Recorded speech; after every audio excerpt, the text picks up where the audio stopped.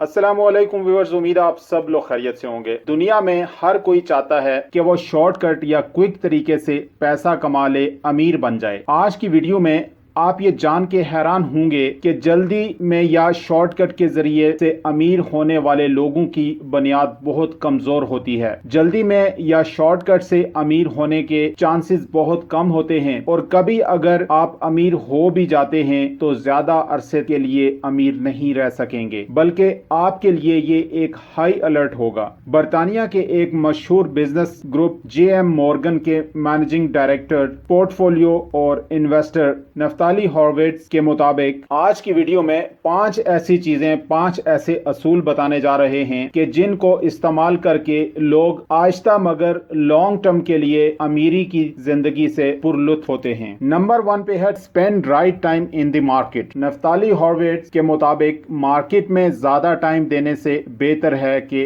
Right time market को दें। इसको एक एग्जाम्पल से समझने की कोशिश करते हैं। फॉर एग्जाम्पल, आप रिटेल का काम करते हैं। एक वाटर बॉटल है जो कि एक कंपनी में बनती है, एक कंपनी उसे मैन्युफैक्चर करती है। उसकी डिमांड अचानक से मार्केट में ज्यादा हो गई है। आप डिफरेंट होलसेलर्स के व्हाट्सएप ग्रुप्स में ऐड हैं। आपको इंफॉर्मेशन मिल रही है टाइम टू टाइम कि इस बॉटल की बहुत डिमांड है और प्राइस भी आहिस्ता आहिस्ता ज्यादा हो रही है। इस बॉटल की डिमांड क्यों अचानक से बढ़ गई है और प्राइस क्यों ऊपर जा रही है? आपका डिफरेंट व्हाट्सएप ग्रुप्स में रहने का, टाइम देने का उस वक्त तक फायदा नहीं जब तक कि आपको ये इंफॉर्मेशन मिल ना जाए। जब आपने अपने दूसरे रिसोर्सेज से बॉटल की डिमांड और प्राइस के बारे में पता किया तो पता ये चला कि बॉटल को बनाने के लिए जो मटेरियल इंपोर्ट होता है वो डिले हो चुका है, इसलिए बॉटल शॉर्ट हो रही है और महंगी भी हो रही है। अब यहाँ पे आपने थोड़े से टाइम में ये रिसर्च कर ली। आपका कीमती टाइम वो है जिसमें आपने ये रिसर्च की,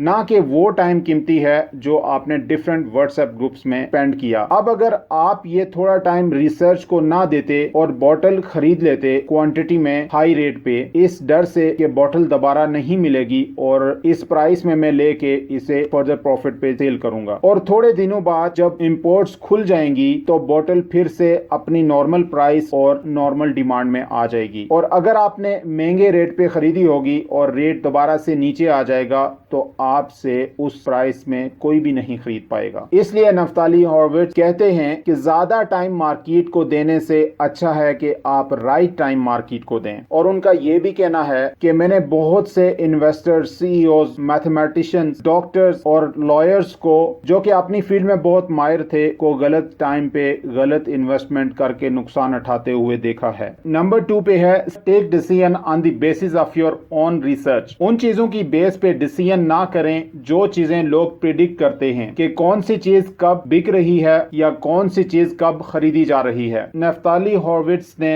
इस चीज को नो क्लू का नाम दिया है, यानी आपको इस चीज का कभी अंदाजा नहीं हो सकता कि कौन सी चीज डिमांड में है जब तक आप अपनी रिसर्च कंडक्ट नहीं करेंगे। और इसकी सबसे बेहतरीन फॉर्म ऑफ इन्वेस्टमेंट है रियल एस्टेट। यहाँ पे मैं एग्जांपल दूंगा फैसल हिल्स की। फैसल हिल्स एक अच्छा ब्रांड है, एक हाउसिंग सोसाइटी है। फैसल हिल्स के ओनर्स ने रिसेंटली एक और प्रोजेक्ट लॉन्च किया, फैसल टाउन फेज 2। अब हुआ इस तरह से है कि फैसल टाउन फेज 2 जब अनाउंस होने लगा था तो उसके तकरीबन 1 महीने पहले मार्केट में ये न्यूज आ गई थी कि एक नया प्रोजेक्ट लॉन्च होने वाला है फैसल हिल्स के ओनर्स की तरफ से। अब होता इस तरह से है कि जब भी अगर कोई एक कंपनी हो, कोई एक ग्रुप हो, उसकी तरफ से जब भी कोई नया प्रोजेक्ट लॉन्च होता है तो जो प्रीवियस प्रोजेक्ट होता है उसकी प्राइसेस थोड़ी सी नीचे जाती हैं। उसकी वजह ये होती है कि सारे इन्वेस्टर्स ये चाह रहे होते हैं कि वो नए प्रोजेक्ट में इन्वेस्ट करें ताकि मैक्सिमम प्रॉफिट ले सकें। अब यहाँ पे समझने की बात यह है कि जब फैसल टाउन फेज 2 लॉन्च हो रहा था तो 1 महीना पहले ये न्यूज आ चुकी थी कि एक नया प्रोजेक्ट लॉन्च होने जा रहा है। अब यहाँ पे लेट्स से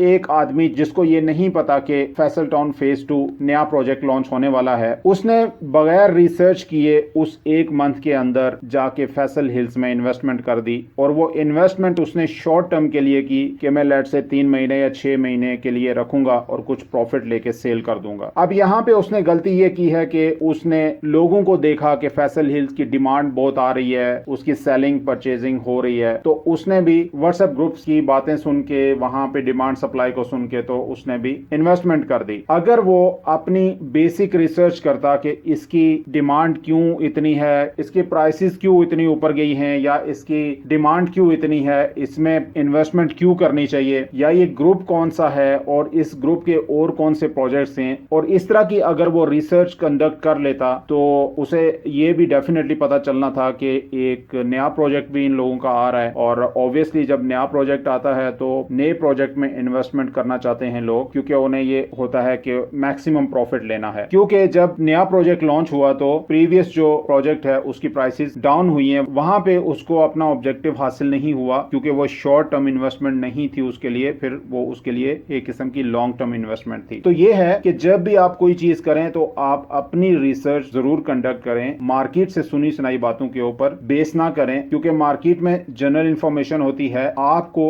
अपने ऑब्जेक्टिव के मुताबिक टू द पॉइंट जो इंफॉर्मेशन है वो आपको खुद से लेनी होती है। नंबर 3 है रियलिस्टिक होप। नफ्ताली हॉर्विट्ज ने इस बात पे जोर दिया है कि जब दुनिया मायूस हो जाती है तो ऐसी कंडीशन में वो इंफॉर्मेशन हासिल करें जो उम्मीद दे। जॉन स्टॉट मिल ने कहा था, अगर मैं किसी कमरे में बैठे हुए इंसान से कहूं कि पैसा और अनएम्प्लॉयमेंट बुरी चीज है, यूक्रेन में वॉर बुरी चीज है, ये सब बातें सच ही हैं, तो वो इंसान मायूस हो जाएगा, क्योंकि इस दुनिया में नाउमीदी उम्मीद से ज्यादा आम है। नाउमीदी आपको बताती है कि ये काम ना करो, इसमें नुकसान है। जरूरी तो नहीं कि नुकसान ही हो, फायदा भी हो सकता है। जबकि किसी को होप दिलाना एक अनरियलिस्टिक चीज है। जैसा कि अगर हम किसी को कहते हैं कि बिजनेस में इन्वेस्ट करो, बहुत ज्यादा प्रॉफिट होगा, ज्यादातर लोग इसको रियल नहीं मानते, बल्कि नाउमीद हो जाते हैं और इससे पीछे हट जाते हैं। एक इकोनॉमिस्ट ने कहा था कि इंसानी तारीख में सबसे बेस्ट रियल एस्टेट इन्वेस्टमेंट उस दिन के बाद जापान में हो सकती थी